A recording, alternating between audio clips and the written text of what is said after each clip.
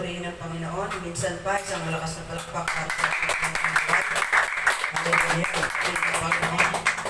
At marami din pong salamat. Ako po'y magpapasalamat din sa Panginoon sa hapong ito na muli ay makakapahayag, no? Makakapag-share ng gospel. At ganun din, magandang hapon po sa lahat ng mga nanonood via online.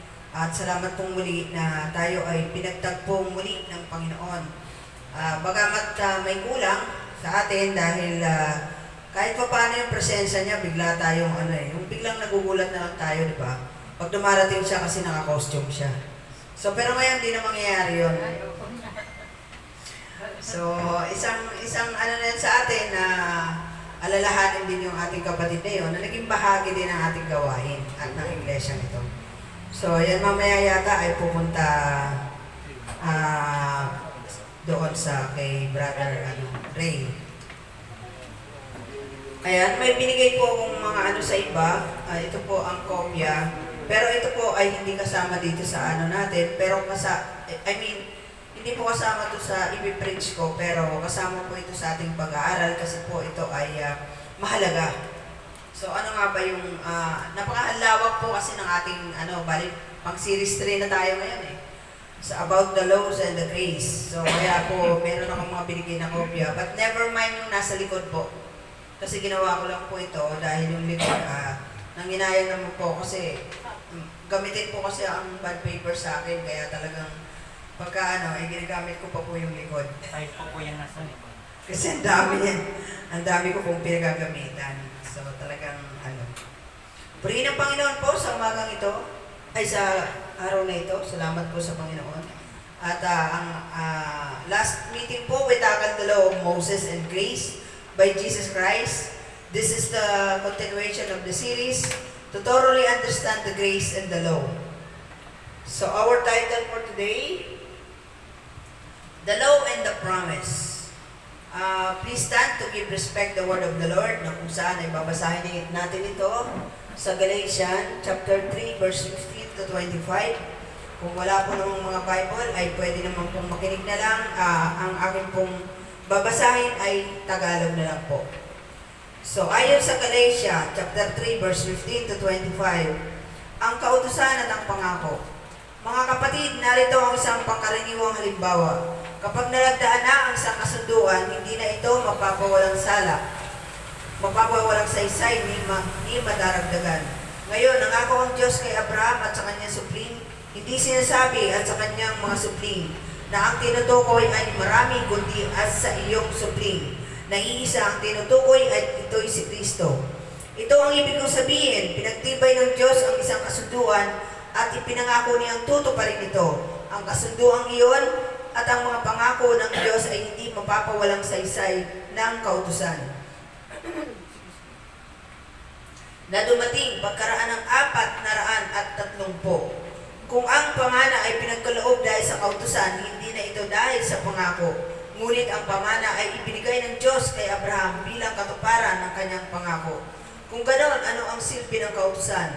Idinagdag ito upang maipakita kung ano ang paglabag at may bisa ito hanggang sa dumating ang anak na pinangakuan.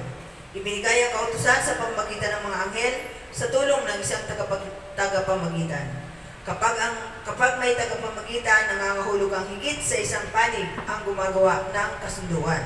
Subalit ang Diyos ay iisa. Ang ibig bang sabihin nito ay salungat ang kautusan sa mga pangako ng Diyos? Hindi. Kung ang kautusang ibinigay ay nakakapagbigay buhay, ang tao'y magiging matuwid sa paningin ng Diyos sa pamamagitan ng pagsunod niya sa kautusan. Ngunit dahil sa kasulatan, ang lahat ng tao'y alipin ng kasalanan. Kaya't ang ipinangako ng Diyos ay matatanggap sa pamamagitan ng pananalig kay Jesucristo na ibinibigay sa lahat ng sumasampalataya.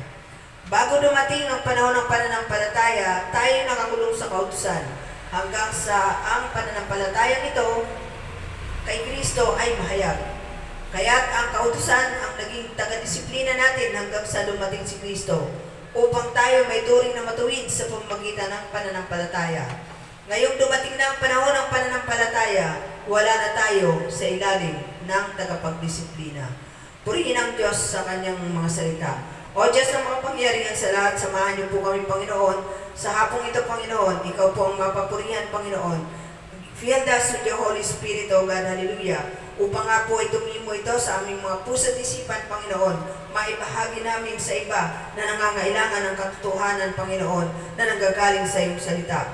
Pag-ingatan niyo po ang aming mga puso at linisin niyo po kami, Panginoon, upang kami maging karapat-dapat sa iyong harapan. Ang paghahandog na ito, ang gawain ito ay inihahandog namin sa iyo ng lubos, Panginoon. Itago niyo po sa inyong likuran ang iyong abang lingkod at ikaw ang mapapurihan, Panginoon. Magsalita po kayo sa pamamagitan ng iyong abang lingkod. Purihin ka, O Diyos, ng kataas-taasan.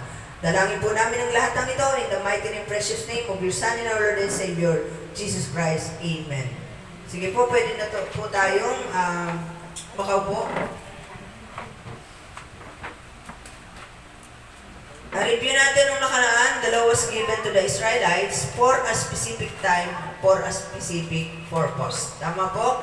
Ibinigay ang kautusan na ito for a specific time and a specific purpose sa mga Israelita.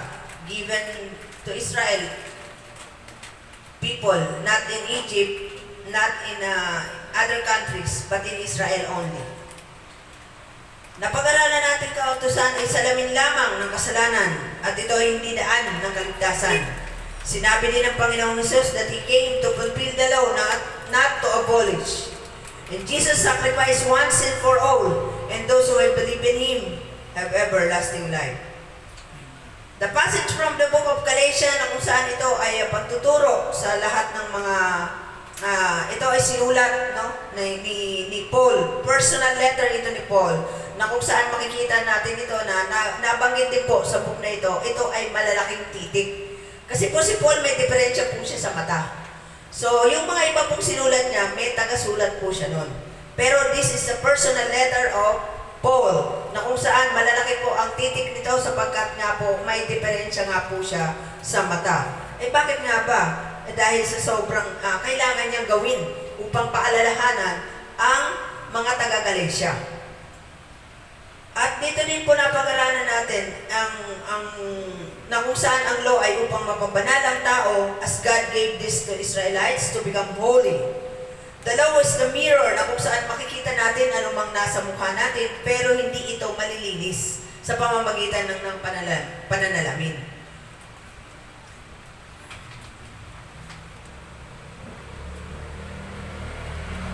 So may mga key points po tayo yan na kung saan ito ay pinagdiinan ni Paul na to wake up the church of Galatians, to tell them that the law was never meant to function in that way, and that real hope was found in the promise of God and in Jesus alone. That's where God our Father wants to take us today. Yun din ang gusto ng Panginoon sa atin. Kaya ang mensahe nito ay nagpapatuloy hanggang sa henerasyon ngayon. God's promise to Abraham, kung saan napapaloob yan sa verse 15 to 18, that all nation would be blessed through the offspring. Ang offspring na yun na tinutukoy doon ay si Jesus Christ. Kaya nga sabi doon, ito ay, tinutukoy doon ay sa iyong supling. Hindi sinabi sa mga supling. Sapagkat ang tinutukoy dito ay si Kristo, na kung saan siya yung katuparan na ipinangako ng Panginoon. Next po, the purpose of the law, na kung saan napapaloob po ito sa verse 19 to 22. The law was added because of transgression, to show people their need for Savior, not to replace the promise. It acts as a mirror exposing human sinfulness and ability to be righteous through effort. Na kung saan ito ay sinasabi nga sa kautusan, na upang maipakita ng law na ito o kautusan na ito, yung paglabag, yung kasalanan, ibinigay ito para makita ang kasalanan. Kasi kung wala po ito, hindi malalaman ng tao ang kasalanan na ito pala ay mali. Diba? Thou shalt not kill. Diba? Na hindi nga dapat yung mga bagay na yun. Kung hindi ibinigay ang kautusan, ay ganun-ganun lang. Habas-habas na lang ang pagpatay, pagnanakaw, at pangangalunya at iba pa, di ba? At paglapastangan sa Diyos, higit na sa lahat. Kaya ibinigay ito upang ito ay maging ito ay maging palatuntunan ng Diyos para sa tao sa paglakad ng naaayon sa kalooban ng Panginoon. The law was guardian. The law is a guardian or tutor. Ito yung nagbibigay ng sa atin, ng guidance na kung saan ay ito nagsisilbing guardian sa atin na nakikita na ito yung nagpapaalala ng mga bagay na gagawin natin. So sabi nga dyan, before Christ, the law acted as a pedagogos. Ang ibig sabihin nito, ito yung child leader.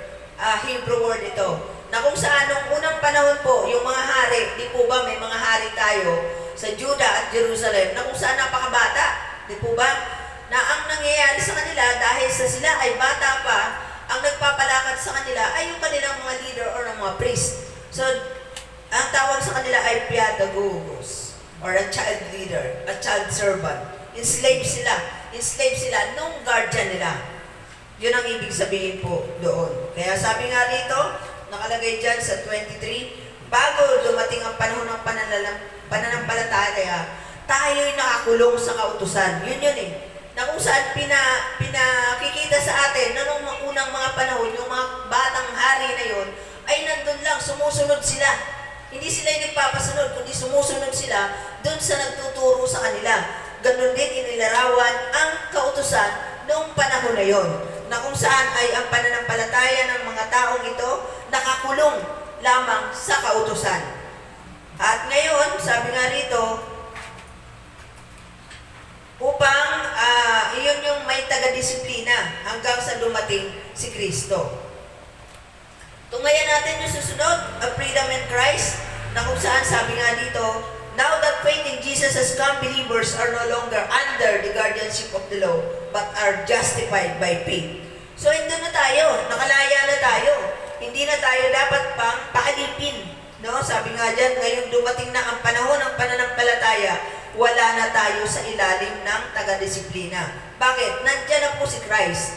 Nandiyan na po lahat ng ginawa ng Panginoon na kung saan ang buong kautusan ni Moses ay napapaloob po sa sa ating Panginoong Jesus. Yung paghahandog, yung lahat ng ginagawa doon ay sa pamamagitan. Ito ay tumutukoy sa ating Panginoong Jesus. Na kung saan siya yung kaisa-isang inihandog. Kung noon ay marami pong inihahandog na mga hayop, maraming inihahandog na kung ano iba't iba para lang sa paglinis ng mga kasalanan. Ito yung pinadala ng ating Panginoong Diyos upang ang Panginoon nating Jesus ay maging iisang handog at siya ay namatay ng minsan lang at hindi na yun mauulit kailanman. He died for us once and for all. He crucified, died, and after 3 days, he rise again. Amen. Amen. Kaya po hindi na tayo dapat pang magpa-alipin. Saan? Sa mga tuntunin ng tradisyon. Nakikita po natin ito sa panahon natin ngayon. Noong panahon na yon, nakikita natin ito sa buhay ng mga Israelita. Pero magpahanggang ngayon, nananatili ito dito sa mundong ito. Bakit po? Nakikita natin ito, lalo na ngayon, di po ba? Itong season na to, merong Semana Santa, di po ba? Papasok siya. Anong ginagawa ng mga tao?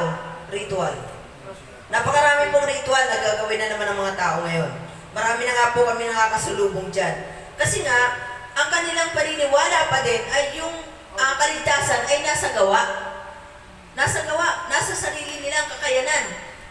Na yun ang kailangan malaman ng tao na wala doon sa anumang yun, wala sa mga pagkain, mga tradisyon, pamahiin, circumcision, na kung saan ang mga Sadducees and Pharisees, yun pa rin yung isinasaksak sa isip ng mga taga-Galatia, na kung saan iyon ay ikinagalit ni Paul.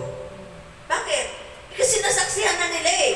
Nasaksihan nila kung ano ang meron sa Panginoong Jesus. Nasaksihan nila yung nangyari kay Jesus Christ that time. Hindi pa, ito napakaliit pa o maikli pa yung time nung nagkaroon ng resurrection. Pero ano nangyari? Nung malaman nila ang katotohanan, nung nangaral si Jesus, ito hindi lingid sa lahat.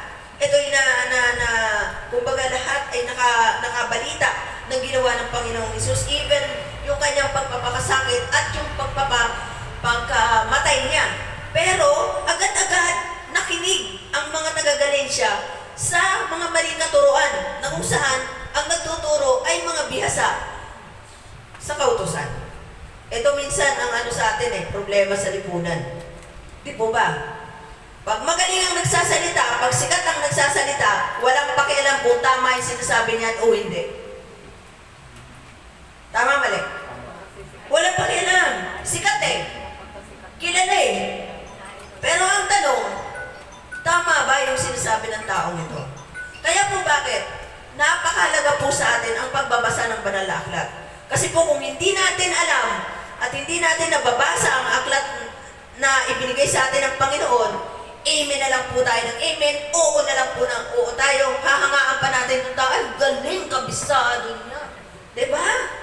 Hindi po dapat tayo maging ganun. Bakit po? Napakarami na po ngayon ang nagpapahayag. Napakarami na po. So kailangan po nating suriin dahil binigyan po tayo ng talino ng Panginoon. Binigyan po tayo ng Holy Spirit ng Panginoon upang suriin ang bawat na ating ginagawa, yung bawat ating pinakikinggan, yung bawat pangyayari sa mundo ngayon. Dapat nating suriin at hihingi natin ito sa Panginoon ng kaunawaan upang nga po lubos natin itong maunawaan. Ang problema sa ating mga kababayan, kasama na dyan ang kaanak natin at mahal sa buhay, tama po, kasama dyan. Nakikinig lang sa sinasabi ng pamunuan nila. At yun po ang tungkulin natin. Yun ang tungkulin natin. Sabi nga sa Diyo, di ba? Snatch them from the fires of hell. Amen. Matindi po yung tungkulin na ibinigay sa atin ng Panginoon. Bakit po? Talaga naman pupunta ka talaga sa impyerno. Ayaw mo talagang makinig, di ba? Sabi nga ni Sister, kanina, na ayaw niya sa impyerno, gusto niya sa langit, kaya kahit na anong gawin sa kanya, and that is our duty, our responsibility. Sa akin man po, kahit na ganito nakakapagpahayag ako, dumarating din po sa panahon na may time na alok din po ako kasi pag tinitingnan ko parang parang tatapon ba to o Lord, maliban na pag sinabi ng Panginoon, bigyan mo yan. Talagang binibigay ko po kasi sinasabi sa akin ng Panginoon, bigyan mo yan. So binibigay ko kasi minsan tinitingnan ko pa isa-isa itatapon ba to? Kukunin ba to, Lord? Ano pang gagawin ko? Bigyan mo. Pero pag hindi po ako talagang inaano ko lang po. Pero yun nga, manghingi tayo ng kalakasan spiritual sa Panginoon sa panahon po natin ito. At tanggalin na po yung mga, minsan po itong nakakalungkot We are free. Pero hindi po free upang gumawa ng kasalanan. Pero meron po tayong mga kakilalang Kristiyano na nabubuhay pa rin sa kautusan. Ano ibig sabihin nun? Hindi naman po, sabi nga not to abolish. Hindi yan in-abolish. Pero kasi ang pagsunod sa mga pamahiin, tradisyon, at yung kinagisnan, minsan may mga Kristiyano pa rin ganyan Ay, hindi tayo dapat mag-ano dyan kasi ganito-ganito, baka masama daw yan Dapat na pa bang mamungay ng ganon? Hindi na tayo dapat. Dati ako, pag sinasabihan akong, respect my belief. Respeto mo ako, respetuhin din kita. Ngayon, hindi na po ganun ang sagot ko sa kanya na oo. Hindi. Yes, I respect you as a human, but I not respect what you believe. What you are believing. I did not respect what you are believing. Bakit? Pupunta ka sa impyerno Ba't kailangan kong respetuhin? Ibig sabihin, pinaniniwalaan ko yung paniniwala mo. Ibig sabihin, inaayunan kita doon. Sorry for that. Diba? Kaya tayo po, kailangan natin talaga hingin sa Panginoon yung, Lord, ano bang sasabihin ko sa taong to? Ano bang gagawin ko sa taong to? Sa totoo lang, napakatigas po talaga ng ulo at napakatigas po ng kanilang puso. But pray for them. And that is yung responsibility natin ay magawa natin talaga. Kasi yung ating mga kababayan, yung ating kaanak, patuloy na nasa ilalim, nasa alipin ng mga maling paniniwala dahil ayaw nilang basahin ang Bible. Yun ang problema Bakit? Kinatatamaran. na umaayon na lamang po sila doon sa sinasabi ng pamunuan nila. Meron nga nakipag-argue sa akin eh. At talagang ako pong pinagsabihan. Sabi sa akin, dapat, kung ano yung kung saan nabuhay yung mga taong ito, dapat doon na lang sila. Hindi yung kung ano-ano ginagawa nila. Sad to say, related sa akin yung taong yun. Kaya hindi ko siya maano talaga eh. Dahil before, sinabihan ko na siya. Kaya habang nagsasalita siya, pinagpipray ko na lang siya. Kasi ako pa talaga yung sinermonan niya ng ganun. Na, yung mga taong to, kung kani-kanino nakikinig, kung sino-sino pinaniniwalaan, kung sino-sino sinasamahan, dapat kung bininyagan sila sa katoliko, katoliko na lang sila. Yung pa sabi sa akin, hindi natin inaano yung ano, pero taasan ko sinasabi po. Kahit sino pong makarinig dyan. Hindi po ang religion na makakapagligtas sa atin. Bakit po? Bakit ko po taas ang sinasabi ito? Roman Catholic, totoo yan. Bakit? Pinagalingan po natin yan, pero nilinis po tayo ng Panginoon doon at binigyan po tayo ng pagpapahalaga ng Panginoon at minulat po yung ating mga mata ukol doon. Sabi ko nga, kung titingnan mo, may tama naman eh. Pero may tama ka rin. Kasi kung hindi mo talagang alam ang nasa Bible, maniniwala ka talaga eh. Diba? Alipin tayo ng matagal na panahon. Naakala natin yun na yun. Pero sayang. Sayang yung panahon. Ako to, sobrang nangihinayang ako. Sabi ko, Lord, sayang yung panahon ko noon. Kaya gusto kitang makanig ngayon. Gusto kong sulitin yung panahon na yun na ang tagal ng panahon na naging bilanggo ako ron. Na ganito pala yun. Naakala ko eto na yun. Pero mali. Sayang yung panahon. Yung mga panahon natin ngayon, eto na, sabi nga ninyo, eto na yung panahon na nagbabadya na o may mga sign na, bagamat walang nakakaalam ng oras ng kanyang pagdating, ay talagang meron ng mga sign na binibigay sa atin. Pero hindi na natin yun ang concern. Ang concern natin ay ano? Ang gisingin ng mga tao, ang gisingin ng damdamin ng mga tao. Sinabi nga kanina sa Hebrews, nasa Hebrews 10 din yun, na kung saan ibinigay nga ng ni Sister Alice yung pagdalo sa mga pagtitipon. Ganon din nakalagay doon. Yung paggising, gisingin natin ang damdamin ng isa't isa. Amen. Yun ang trabaho natin sa panahon ngayon na upang sila ay makalaya. We are saved through faith in Jesus Christ, not keeping by the law, which is only temporary until the promise of spring. Until Christ come. So, ibig sabihin, nangyayari lamang yon, yung law na yon, hanggang sa pagdating ng ating Panginoon sa pagdating ng babuhan. Amen. The principle of the scripture, the promise remains, nanatili ang pangako. Mula kay Abraham, pinangako ng Panginoon na sa pamamagitan mo, pagpapalain ko. Sinabi ng Panginoon yon. At nung dumating ang kautusan, ito ay hindi nawala. Hindi nawala ang pagpapalang yon, kundi ito ay nanatili, yung ano na yun, yung pangako na yung kay Abraham. The law doesn't void the promise, na kung saan ito ay ibinigay ng Panginoon kay Moses, yung kasulatan na yun, pero yung pangako magmula pa kay Abraham, ito ay hindi naputol. The promise ultimately pointed to one descendant, and that is Jesus Christ. The promise remain is fulfilled. Sa pamamagitan ng ating Panginoong Hesus, nagpatuloy ito. Kaya nga sabi niya, sabi ng Panginoon, sa pamamagitan ng iyong supling na ang tinutukoy ito ang ating Panginoong Hesus.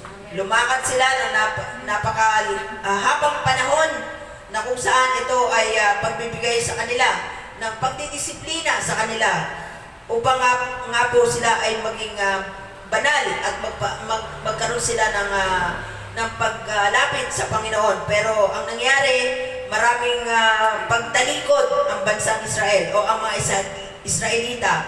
Kaya't ang binigay na ng Panginoon sa kanila ay ang pangako, ang kasunduan ay ito, na kung saan ito ay, sabi nga doon, diba, sa Jeremiah, na kung saan tinakil natin, sa panahong ito, bibigyan ko ng bagong pangako, diba? Ang bagong mga Israelita na ito. So, ganun din sa atin na tayo ay may napalaya na. Napalaya na tayo. Kasi bakit tayo napalaya?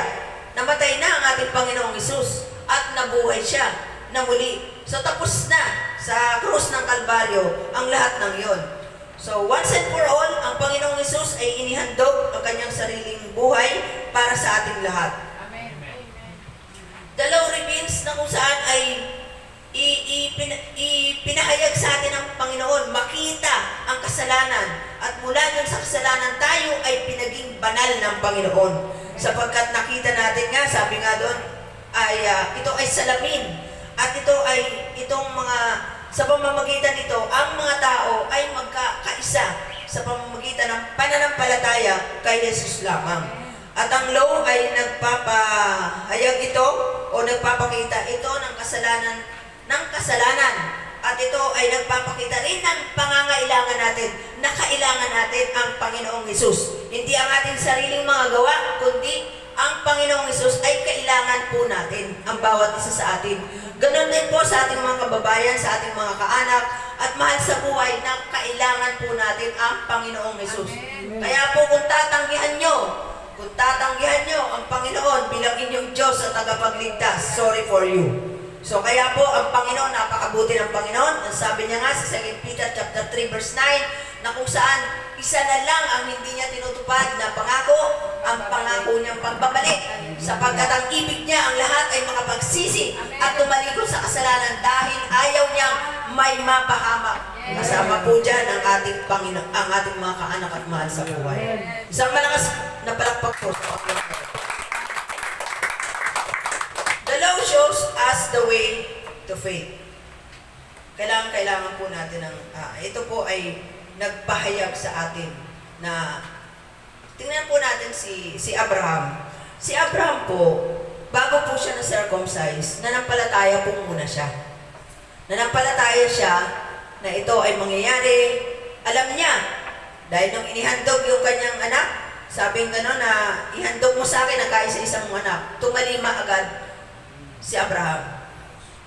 At yun nga po ay, ibig sabihin yun, nanampalataya na si Abraham bago pa po siya na-circumcise. So bago po siya napailalim sa kautusan, siya muna po ay nanampalataya sa Panginoon. Kaya po, napakahalaga po talaga na itong kautusan na ito ay para makita natin o maging way natin ng ating pananampalataya sa Diyos. Bakit po? Hindi naman natin kayang baguhin ang ating sarili. Look at the 10 Commandments. Walang nakakasunod po dyan kahit isa. Wala po. Pero dahil po sa kagandahang loob ng Panginoong Hesus, tayo po ay naligtas. Tayo po ay nagkaroon ng karapatang maging anak ng Diyos, kaibigan ng Diyos, at tayo po ay nilinis sa ating mga kasalanan. Ngayon, ano para sa atin? Ang kautusan.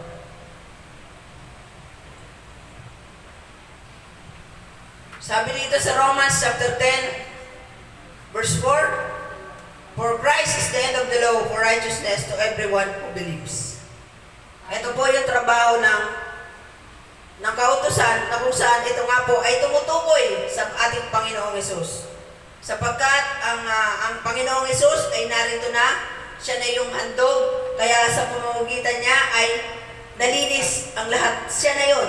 Inihandog siya. Siya na yung kaisa-isang handog. Kaya po, nagkaroon ng righteousness. Hindi dahil sa ating mga gawa, hindi po dahil sa tayo ay mabuti. Hindi po doon. Kundi tayo po ay binigyan ito sa pamamagitan by the grace of God.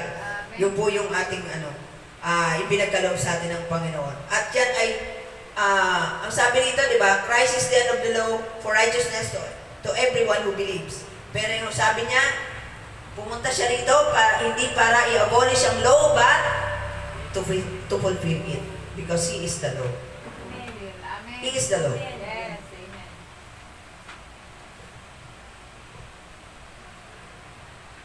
Paul elsewhere speaks of something called the law of Christ. We follow Him as His disciple. There are commands were to keep, but they not burdensome. Nakita po ninyo dyan sa inyong mga kopya, meron pong mga nagpapatuloy at meron ng tinigil.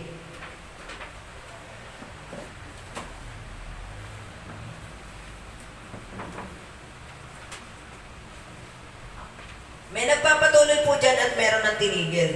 So, ibig sabihin po niyan, ito naman po, meron na sila. Itong mga batas na ito, itong kautusan na ito po, sabi nga natin ng unang aral natin, pwede namang gawin. Pag ginawa mo naman, hindi ka magkakasala. Hindi naman po na yan mandatory. Pero, hindi mo naman kailangan i-require pa na gawin itong mga paghahandog. Hindi na kailangan maghandog. Hindi na kailangan mag-circumcise. Yan po ay nahinto na. Hindi na kailangan mag-circumcise ngayon. Circumcision ngayon, para na lamang ito sa hygiene. Yung paghahandog po, hindi na po natin kailangan gawin yun. Bakit po? Mauubos po lahat ng hayop. Baka po wala na tayong kainin. Bakit po? Jesus Christ. Siya na po yung ultimate na inihandog. Wala na pong paghahandog. So meron pong mga tumigil dyan, meron pong nagpapatuloy pa. Kaya nakalagay po lahat yun dyan. Para po makita natin, ano ba ito? Ano bang gagawin? So siguro marami tayong tanong about dyan. So kung meron po kayong mga tanong, siguro po pwede nyo po akong isulat nyo lang po yung mga tanong nyo kasi napakahaba po nitong lesson na to talaga. At hindi po natin kayang itakal yan kaya nga nakatatlong series na po tayo, di ba? Pero yun nga, binibigyan ko kayo ng pagkakataon, isulat nyo po yung mga tanong nyo about the laws and the grace of God. Kung meron po kayong talagang nagiging nagiging conflict doon, nagiging tanong doon sa isip nyo, ano ba ito? Pero ito lang po yung ating panghawakan dyan.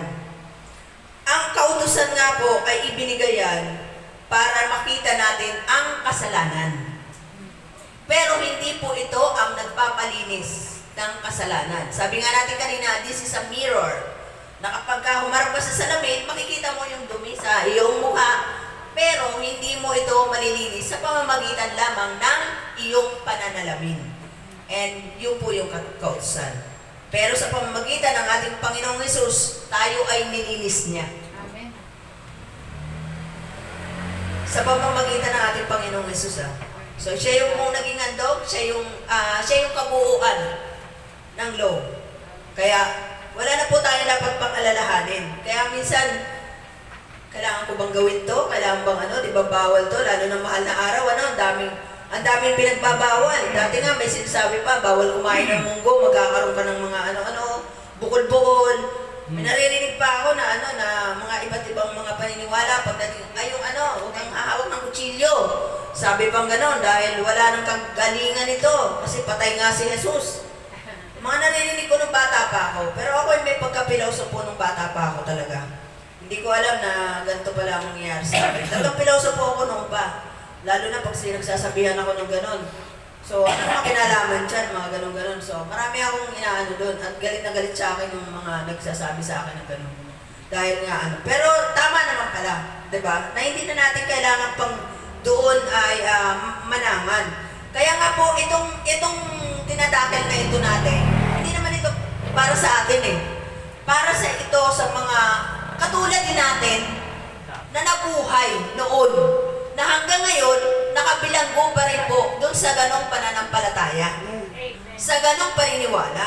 Bakit po kailangan pa natin itong pag-aralan?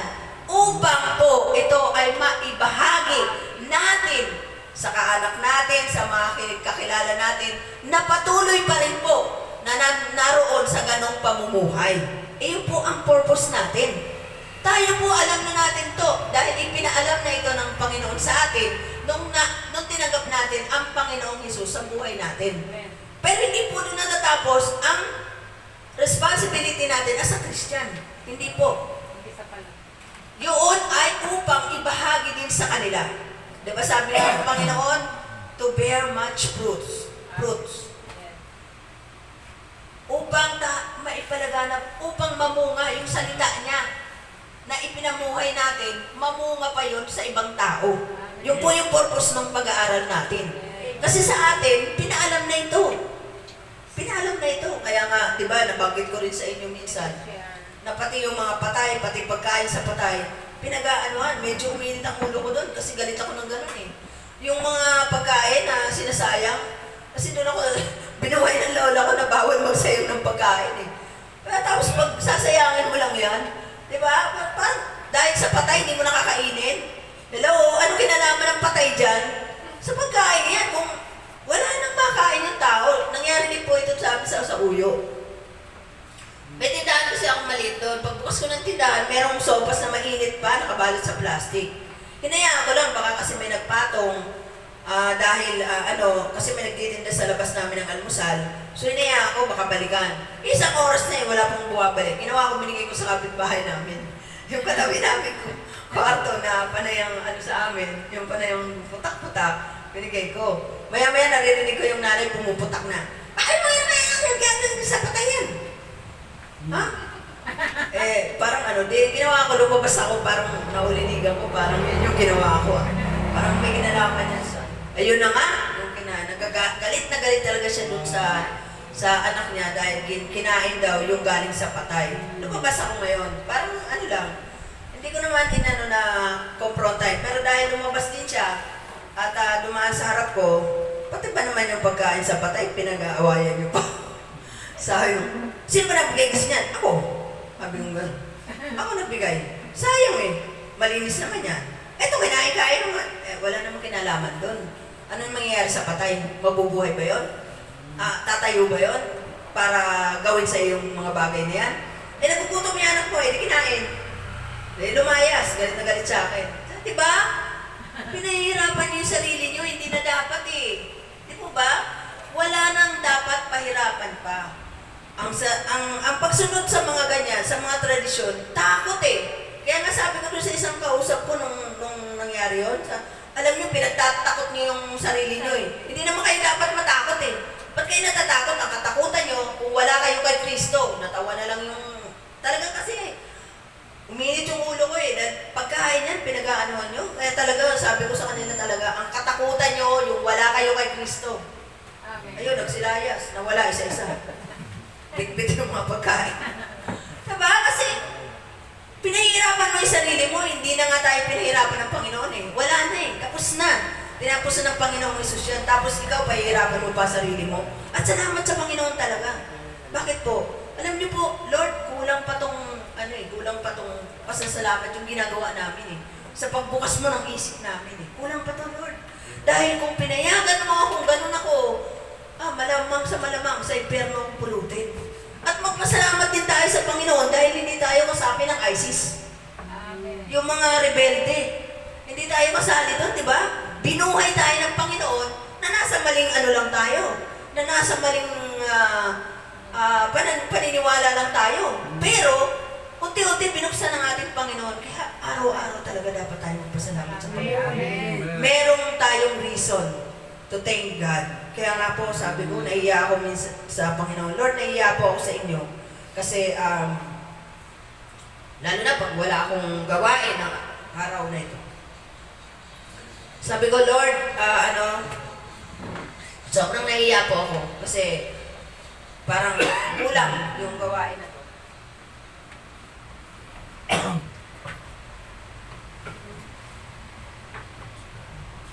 Salamat sa Panginoon, yung guidance sa atin. Ang panalangin ko po, araw-araw, Lord, alisin niyo na kami sa ganitong sitwasyon kasi gusto ko mag-concentrate na lang po, share. Nagawain mo, Panginoon, kasi nahihiya po ako, sobrang dami mong ginagawa sa amin. Sobrang, kaibuti mo araw-araw, pero kulang Para sa akin, nakukulangan ako, Lord. Alam kong hindi ko pwedeng pantayan yung ginagawa mo, pero nahihiya po ako. Alam niyo po ba yung nakaraang linggo, I suffer a lot, sobra. Dahil po ako ay constipated, ay minsan 3 days, 4 days bago ako mag-release. Dati po nangyayari sa akin, okay lang. Pero ngayon po, yung pag-release ko, maghapon ko pong dinaramdam yun. Maghapon akong nangihina. Kapag nakapag-release na po ako, sobrang sakit niya, namimilipit po ako at nangihina po talaga ako. Na yun po yung nararamdaman ko. And kaya po nung nakaraan, balik-balik ako sa clinic, pero hindi pa po nga tapos yung Siyempre maraming proseso yun. Talagang gano'n na lang ang pakiusap ko sa Panginoon. Na talagang tulungan niya na hindi itong sakit na to, hindi ito na hindi tayo makapaglingkod sa Panginoon, di ba? Hindi ito, huwag niyo akong gawin ganito, Lord. Lalo na pag nakahiga na ako. Panginoon, ayoko ng ganito. Huwag mo akong gawin ganito. So, laging yun ang sinasabi ko sa Panginoon. And, sumunod naman, eto na. Yung aking fracture, yung sabi ko sa inyo dati na nadulas, ay lumala. Kumikirot po talaga yung balakang ko lagi. At nararamdaman ko na po siya, parang kumikis-kis na siya. Na kapag po ay naglalakad ako, ramdam na ramdam ko po siya at lagi siyang kumikirot. Hindi po ako uminom ng gamot. Bakit? Kasi gusto ko siyang maramdaman. Kasi once na wala akong nararamdaman, masyado akong reckless kumilos. Katulad ng bagong opera ako, wala akong pakialam. Kasi wala akong nararamdaman. Kaya sabi ko, inaani ko na yung mga ginagawa ko noon. Kasi operada ako, sige lang na sige. Pero ngayon, hinahayaan ko siyang maramdaman ko siya. Pero syempre, nandun yung prayer natin sa Panginoon. And sumabay pa. Sumabay pa na dumating sa amin yung balita na yung bahay may nakabili na. Yung unit na tinitira namin. Parang nanlumo ako na itong time na to, ito na yung mga dumarating sa amin. Tapos Lord, wala pa kaming pan-down, saan kami pupunta, saan naman kami ganon. So, ganon yung iniisip ko hanggang gabi. Kinabukasan ng umaga, binigay sa akin ng Panginoon. Sabi niya sa akin, be still, know that I am your God. Yun yung binigay niya sa akin. Diba? Purihin ang Panginoon kasi kinukomport niya tayo sa pamagitan din ng salita niya. Kaya talagang napakahalaga yung maging babad tayo sa presensya ng Panginoon. Kaya, sige Lord, kalmahin mo na lang po ako. Sabi mo naman, be still. Sa inyo na lang po namin ibinibigay itong mga, kung ano man, kung saan yung mga kami dadalhin. Sa totoo lang po, alam niyo, pinakamahirap sa buhay, yung magligpit, yung maglipat na naman. Hindi lang pang down, kundi pang hakot, marami. At saan ka na naman pupunta, saan mo na naman kami dadalhin. Ba't isa lang ang prayer namin? Kung saan nyo man kami dalhin, gamitin nyo kami bilang iyong manggagawa. Kaya tayo po ay, kami po ay nagpapasalamat sa Panginoon dahil talaga pong nakikita natin na even pain and sufferings, we have to praise God. Amen. Kasi po ang pain ay blessing. Yan po ang sinasabi sa 1 Peter chapter 4 verse 13. Na kung saan iyong dapat natin ikagalak sapagkat ito ay pakikibahagi natin sa paghihirap ni Kristo. Kaya nga sabi ko, Lord, kulang pa ito eh. Pero turuan nyo na lang ako paano ko ito ma-endure. Alam kong nag-suffer ka para sa amin, nagpakahirap ka, pero kami nagre-reklamo pa sa ganitong Kaya sabi ko, Lord, tulungan nyo na lang kami ma-endure to, mga nangyayari sa amin. So, salamat sa Panginoon talaga sa comfort niya. So, dito po tayo sa ating conclusion. Sabi nga dito sa Galatia, malaya na tayo dahil pinalaya na tayo ni Kristo. Kaya magpakatatag kayo at huwag nang paalipin pang huli. Yan ang bilin sa atin ng Panginoon. At sabi niya rin sa Galatians 4:4-5, ngunit nang sumapit ang tamang panahon, isinugo ng Diyos ang kanyang anak na isinilang ng isang babae at namuhay sa ilalim ng kautusan upang palayain ang mga nasa ilalim ng kautusan. Sa gayon, tayong maituturing ng mga anak ng Diyos. Sa gayon, tayo maituturing na anak ng Diyos. So, itinuring na tayo ng Panginoong Diyos na kanyang anak. Ating conclusion, faith in Christ saves, not following the law. So, hindi ang pagsunod ang kaligtasan. Na kung saan ito yung ating kinagisnan. Diba? Binibili pa nga eh. Diba? Binibili ang kaligtasan. Diba? Tama ba? Indulgence. Jesus died to set the people free from lives of sin and bondage. Nakalaya na tayo. Pinalaya na tayo ng Panginoong Hesus sapagkat nilinis niya na ang ating mga kasalanan. Tayo pinatawad na kasalanan natin noon sa kasulukuyan at yung kasalanan pa nating darating. Pinatawad na tayo, Panginoon. Amen. Sabi nga sa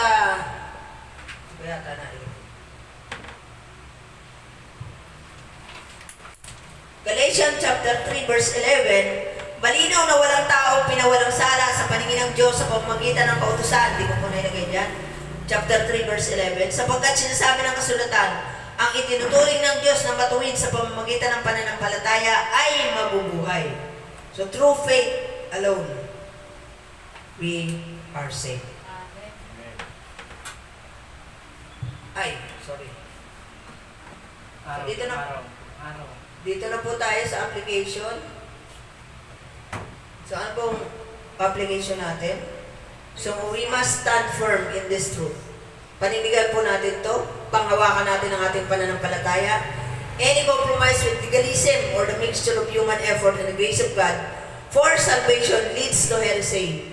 All Christians should be diligent in striving to build upon the saving faith within us, so that our lives will reflect Christ and others will glorify your Father who is in heaven. Purihin ang Panginoon. Huwag na po tayo magpailalim pa. Yung mga legalism na tinatawag na ito, hindi na kailangan pag-usapan pa yan, pagtalunan pa yan, na kailangan ganitong ang iyong buhok, kailangan ganito ang iyong ang kaaawitin mo, kailangan ganito yung kakantahin mo, kailangan ganito yung gawin mo, di ba? Hindi na natin kailangan dapat pagtalunan pa yan, kundi tayo mamuhay na may kabanalan Amen. sa ilalim ng Panginoong Hesus. By the grace of God, kailangan mamuhay tayo. At hindi yun sa pamamagitan ng ng kautusan lamang. So malaya na tayo, pinalaya na tayo ng Panginoon, at ang kautusan na tumutukoy sa ating Panginoong Hesus, siya yung nag-fulfill nito. Hindi siya nag-abolish nito. To fulfill the law. And that is Jesus Christ. Once and for all. He died once and for all to save us all. Purihin ang Panginoon. Sige po, tayo po ay manalangin at magpasalamat sa Panginoon. To God be the glory. Manatili na lamang pong nakaupo. At yumuko po ang lahat. Damayin po natin ang presensya ng Panginoon. Hallelujah, Jesus. Hallelujah, O Lord. Purihin ka, O Diyos ng kataas-taasan. Panginoon, kumilos ka po sa buhay namin. Kumilos ka po, O Diyos, sa bawat isa sa amin. Panginoon, this is the time, sinabi niyo, Panginoon, ngayon na, ito na yung panahon, Panginoon.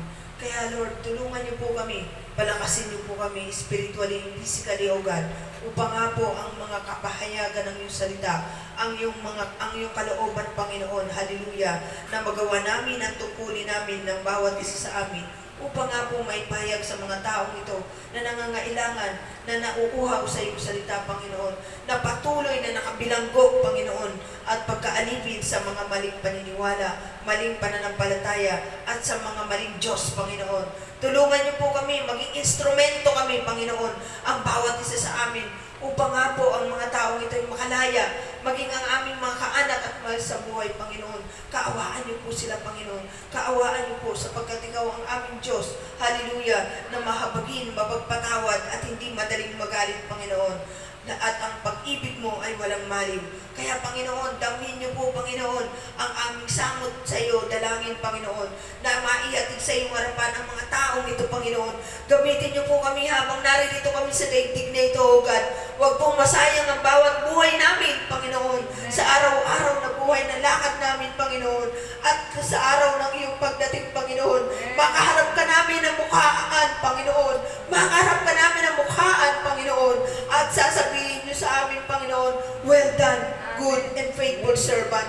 Yun po ang gusto namin marinig, O God, hallelujah, na kami iyong pag-utusan, gamitin, Panginoon. While we wait for your return, Lord, strengthen our faith, Lord. Give us boldness and courage, every one of us, Lord. Hallelujah. Hallelujah. O Diyos na buhay at makapangyarihan sa lahat, tulungan niyo po kami magampanan ng mga lahat ng ito, Panginoon. Hallelujah. Purihin ka, O Diyos ng kataas-taasan, buhay at makapangyarihan sa lahat. Kumisos ka po sa puso namin, Panginoon, balutin niyo po kami ng iyong kabanal-banalan, Panginoon, at patuloy mo pong ipaalala sa amin ang iyong mga salita, araw at gabi, Panginoon, hallelujah. At kami nga po iyong tulungan at paroonin, Panginoon, sa mga taong ito na kailangan po ng iyong salita, Panginoon, hallelujah. Idako po kami sa mga tahanan, sa mga lansangan, Panginoon, sa bawat mga kasalamuhan namin, bigyan mo po kami ng katapangan, O God, hallelujah. Hallelujah. Salamat po, O Diyos. Gamitin niyo po kami habang kami naririto sa daigdig na ito. Hindi po ang aming karumihan, hindi po ang aming kasakitan, hindi po ang aming kahinaan, Panginoon, kundi ikaw po ang maitaas. And everything we do, Lord, to glorify you, O God, hallelujah. Purihin ka, O Diyos, hallelujah. Salamat pong muli sa habang ito, Panginoon, na nakaliig ka namin, Panginoon. Salamat po sa iyong banal na Espiritu, Panginoon, na kasama namin, Panginoon. Muli, Panginoon, magmutawi sa aming mga labi, sa aming mga kaisipan, sa aming mga puso, Panginoon, na maitaas ka sa lahat ng oras ng aming buhay, Panginoon. O Diyos na buhay, dakila at makapangyarihan sa lahat. Kumilos ka po sa bansang Pilipinas. Kumilos ka po sa mamamayang Pilipino. Kumilos ka po sa aming mga kaanak, sa mga LGBTQ+, Panginoon, sa mga kabataan na kung saan target ng kaaway, Panginoon. Lord, dalhin mo kami sa mga taong ito, Panginoon, at kumilos po ang bawat isa. Ang iyong manggagawa, Panginoon, ay pag-utusan niyo po, Panginoon, at ipaalala niyo po patuloy, Panginoon, ang iyong Great Commission na maging parte kami nito, Panginoon. Hallelujah. Marami pong salamat, O Diyos. Ikaw ang papurihan, ikaw ang pasalamatan, Panginoon. Ang buhay namin ay maging kagamit-gamit, Panginoon. Hallelujah. Hanggang sa ikaw ay dumating, Panginoon. Purihin ka, kabanal-balalan, kataas-taas ang O Diyos na buhay. Aming pong dalangin ang lahat ng ito in the mighty name, precious name of your Son and our Lord and Savior, Jesus Christ. Amen and amen. Thank you, Lord. Thank you, Jesus. Hallelujah. Hallelujah. Praise the Lord. Praise the Lord.